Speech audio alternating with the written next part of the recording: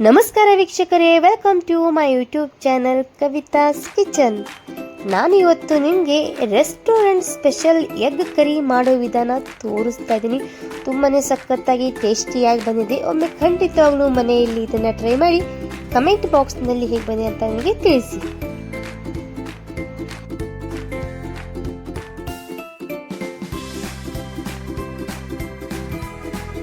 ಮೊದಲಿಗೆ ನಾನಿಲ್ಲಿ ಒಂದು ಮಿಕ್ಸರ್ ಜಾರ್ ತೊಗೊಂಡಿದ್ದೀನಿ. ಅದಕ್ಕೆ ನಾನು ಒಂದು 4 ಆಗುವಷ್ಟು ಟೊಮೆಟೋನ ಕಟ್ ಮಾಡ್ಕೊಂಡು ಹಾಕುವಂತ ಇದ್ದೀನಿ. ಖಾರಕ್ಕೆ ಅನುಸಾರವಾಗಿ ಒಂದು 8ರಿಂದ 10 ಹಸಿಮೆಣಸಿನಕಾಯಿ, 1 ಇಂಚ್ ಆಗುವಷ್ಟು ಶುಂಠಿ ಮತ್ತು ಸ್ವಲ್ಪ ಬೆಳ್ಳುಳ್ಳಿ ಹಾಕಿ ಇದನ್ನು ಪೇಸ್ಟ್ ಮಾಡ್ಕೊಳ್ಳೋಣ.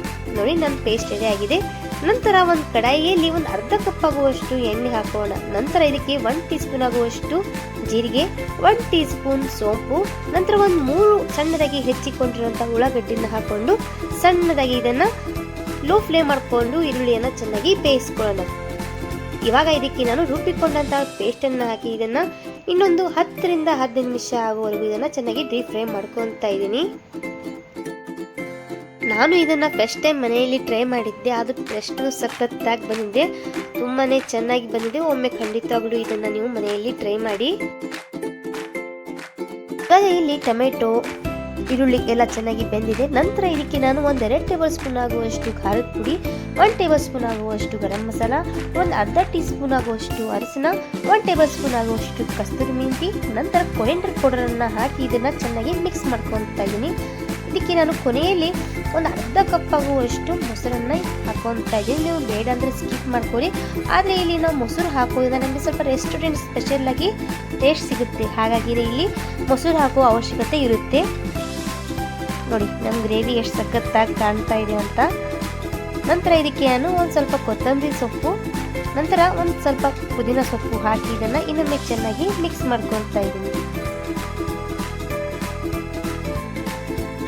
ನಮ್ಮ ಗ್ರೇವಿ ರೆಡಿ ಆಗೋ ತನಕ ಇನ್ನೊಂದು ಕಡೆ ನಾನು ಒಂದು ಕಡಾಯಿ ತೊಗೊಂಡಿದ್ದೀನಿ. ಅದಕ್ಕೆ 1 ಟೇಬಲ್ ಸ್ಪೂನ್ ಆಗುವಷ್ಟು ತುಪ್ಪ, ನಂತರ ಅರ್ಧ ಟೀ ಸ್ಪೂನ್ ಆಗುವಷ್ಟು ಖಾರದ ಪುಡಿ, ಅರ್ಧ ಟೀ ಸ್ಪೂನ್ ಅರಿಶಿನ ಹಾಕಿ ನಾನು ಬೇಯಿಸ್ಕೊಂಡಿರುವಂಥ ಮೊಟ್ಟೆಯನ್ನು ಸ್ವಲ್ಪ ಡೀಪ್ ಫ್ರೈ ಮಾಡ್ಕೊತಾ ಇದ್ದೀನಿ. ನಮಗೆ ಬಾಯಿಯಲ್ಲಿ ಸ್ವಲ್ಪ ಡಿಫ್ರೆಂಟ್ ಟೇಸ್ಟ್ ಬರಬೇಕಲ್ಲ, ಹಾಗಾಗಿ ನಾನು ಇಲ್ಲಿ ಸ್ವಲ್ಪ ಡೀಪ್ ಫ್ರೈ ಮಾಡ್ಕೊತಾ ಇದ್ದೀನಿ. ನೋಡಿ, ನಮ್ಮ ಮೊಟ್ಟೆ ಸಖತ್ತಾಗಿ ಕಾಣ್ತಾ ಇದೆಯಲ್ಲ.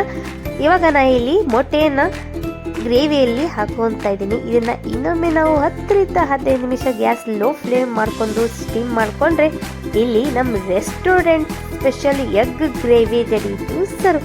ನೋಡಿ, ತುಂಬಾ ಸಖತ್ತಾಗಿ ಕಾಣ್ತಾ ಇದೆಯಲ್ಲ. ಇವತ್ತಿನ ಈ ವಿಡಿಯೋ ನಿಮಗೆ ಇಷ್ಟವಾದರೆ ಲೈಕ್ ಮಾಡಿ, ಶೇರ್ ಮಾಡಿ ಹಾಗೂ ಕಮೆಂಟ್ ಮಾಡಿ. ತಪ್ಪದೆ ಬೆಲ್ ಐಕಾನ್ ಅನ್ನು ಒತ್ತಲು ಮರಿಬೇಡಿ.